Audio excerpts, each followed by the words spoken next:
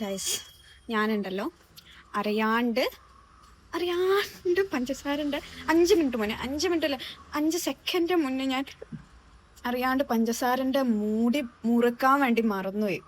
Full എറുമ്പായ.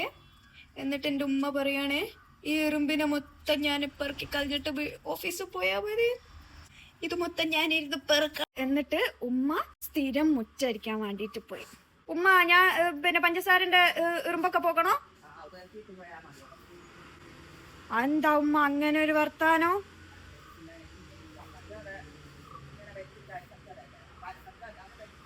വൃത്തിക്കുറവാണ്.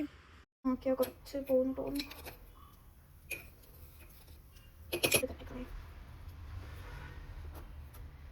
ഞാൻ ഇതെടുത്ത് കഴിഞ്ഞു.